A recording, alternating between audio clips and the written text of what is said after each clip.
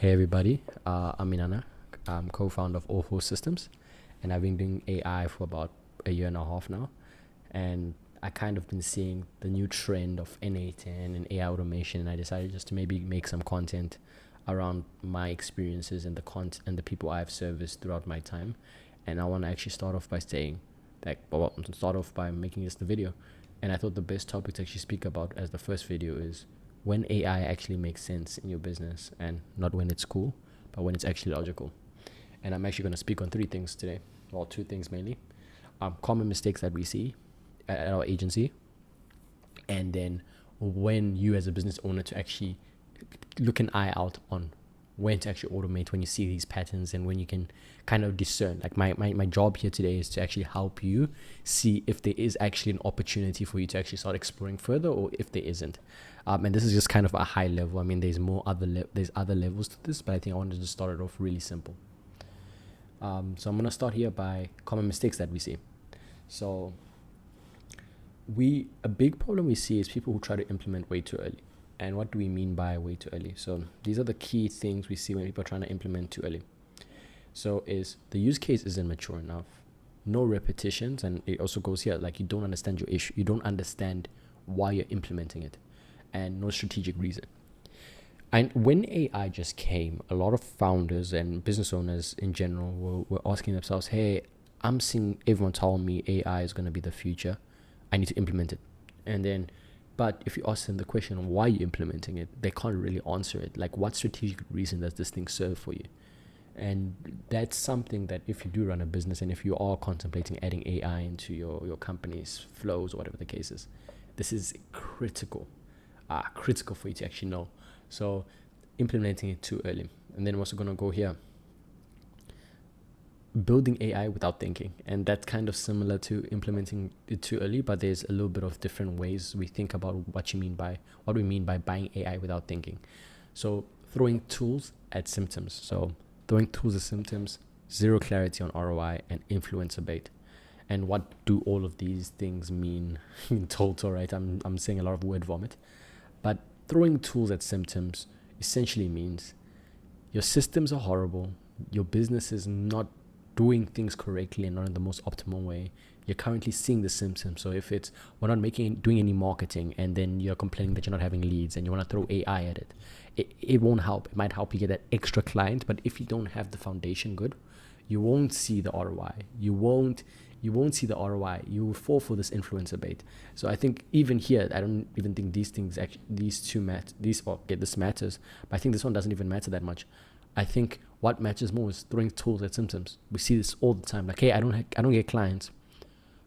I want to add AI. It's like, yeah, cool, but you're not doing any marketing, and there's so many things. AI isn't a black box that can save everything in your business, and I hope that makes sense. And I will have an example to show you guys, kind of like a case study of one of our past clients. And here's another one: automating broken processes. I cannot stress this enough. Do not automate broken processes. If your system is chaotic, is broken, and you don't have SOPs, do not automate. Automation just amplifies whatever is. So if you currently have a system problem where you don't have your SOPs in order, your employees don't know exactly what to do, you don't have how you process customers in order, when you automate it, it's just going to make things 10 times worse. Automation isn't redoing the wheel of your business. It's more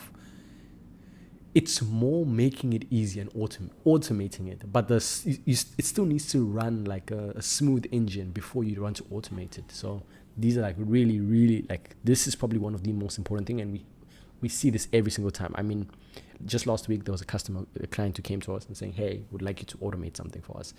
And I don't want to speak too much in detail because I don't want to give away his identity, but he wanted some help with onboarding.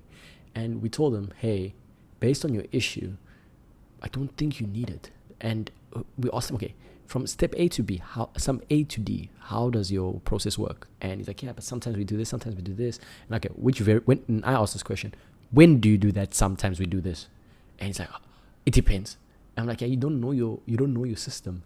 And it's no hate to an entrepreneurs who don't. There's a lot of people who don't, but it's really, really critical and mission critical if you need to understand exactly your systems, or else you're just going to automate shit. And I'm going to use this good example for hair salon that we're currently working with, what we're currently working with. So basically what they were having is, they say, we want to have more customers. Minana, we want more customers. We want more sales. We want to make more money, right? Like everybody else, everyone in this world wants to make more money. But then when we went underneath their systems to see exactly what they have under the hood, we saw, they don't actually have proper forms for their clients. They don't have proper lead capture for their clients. They're running ads, but they don't have a CRM. So there isn't a way for us to actually collect that data so that we're able to do those enrichment automations. And again, those problems can be fixed 100%.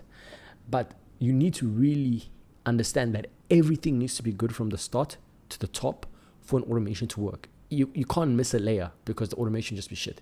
And a good way to think about it is, and I like this analogy, is if you hired a junior tomorrow and you had to give them documentation on how to do the process, do you think they'll be able to do it?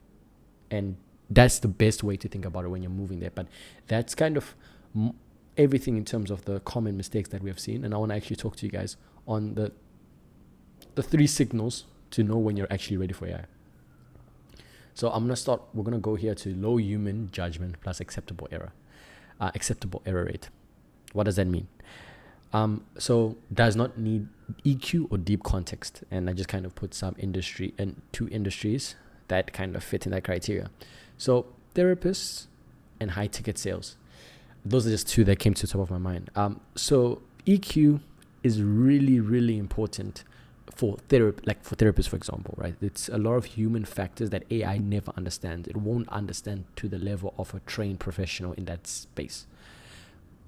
AI, I don't want to say never, because AI is moving at a crazy rate, but AI can't replace a therapist, because there's so many different cues that need to be taken into account, and there's so much context that needs to be taken in those conversations that AI is just not good enough yet. And same with high ticket sales, right? I think that high ticket sales also needs a lot of emotional intelligence. You need to understand deep context based on what the person has been saying. So those are 2 industries where I just don't think it's really worth automating, or shouldn't be automated. And then here is another one. Mistakes won't destroy revenue or legal issues. And what I'm actually going to do is I'm going to add these 2 together. Yeah, that was not supposed to be an X. That was supposed to be wait, give me 2 seconds. That was supposed to be this. Okay, yes. Okay, so mistakes won't destroy revenue or lead to legal issues, or you have defined an acceptable error rate. What does this mean? Some industries, before I actually mention about the industries, AI is a non-deterministic software thing, right? It's non-deterministic, meaning you can use AI 10 out of 10 times and the same exact prompt, same exact message, and you have 10 different results. It's very undeterministic. And a lot of people don't actually tell you this because they're trying to sell something to you. But AI accuracy, I'm actually going sorry about that. AI accuracy is usually between 80 and 85%. Depending on the industry, depending on how you prompt it, depending on the temperature, there's a lot of variables, but it's between 80 and 85% if it's a really good prompt engineer to fix it up. Meaning, if you have AI into something in your business, if it misfires, how big would the mistake be to your business? So a good example is law firms. Law firms work with law cases, they work with legal disputes. One mistake could, number one, get them out of business because they messed up a client, get somebody put in jail. They can also lose their license, right? There's so many other variables that can come in place with law firms. Meaning, it's important for law firms to be very conscious on where they're adding AI and where the human in the loop is going to be. So that's another thing you need to also really think about before you think about adding AI, I would say. So I'm going to actually start here. So now second year. Here's some things where we've also seen people can actually automate. And now moving away from being pessimistic and how you can actually think about automating yourself, automating your business. So repetitive documented knowledge work is what AI is currently replacing at a crazy rate, right? Lives inside tools, can be automated. Data lives in CRMs, calendars, SOPs, etc. can be automated and happens 10 to 100x a week. You should also think about automating it when that happens, right? So I'm gonna actually give an example. Proposal generation, document cleanup, lead research, support emails. These are things that you need to think of. These are things that can actually be automated. And usually a rule of thumb, which we have here, and I actually want to write it down for you guys right here, is usually what we use as a rule of thumb is if someone does it on a computer, it can probably be automated. It can probably be automated. That's kind of the rule of thumb that we have, is if someone's doing it on a computer, you can probably automate it, right? Obviously there's some nuances and it's not like a one glove fits all type solution, but that's usually the case that we kind of live by. And when you're when you go through this, right, and you write down a list of all the things and the things that you guys are struggling with, and where you feel like AI can fit, then we have this value equation that we do. So time or cost bottlenecks, right? So how many hours are you saving? Can I grow without adding people by adding the system? Does it unlock a scale? Does it unlock scale, right? Are you able to scale further? So an example would be a freaking recruitment company. If you add 5 more employees, you can only scale by 5%. Is it worth it? Or if you add this AI system, maybe it will be more expensive than hiring 5 people, but you're able to scale 50%. So those are another thing that you kind of need to look into when you're thinking about AI, and not just saving, unlocking new capacity. And that's kind of back on my old hypothetical there. So yeah, and then I'm just gonna end it here. So quick filters before you build, right? Before you think about building or finding an agency or whatever the case is, can I sketch the process out clearly on paper that I want to automate? Do I know what success looks like to me? Would I trust a junior to handle it? And is a basic automation a better fit? And what does a basic automation mean? And this is the last point I actually want to go on, is what is a basic automation? A basic automation is basically in the past where we had like Python scripts to actually just automate what we want done. And sometimes basic automation is a better fit than AI, because what AI is, like I mentioned, is undeterministic. So with these basic automations, the success rate is basically 100%. Because same variables, it doesn't really change, just one flow. So you also need to decide which fits where. So I guess that's enough time for today.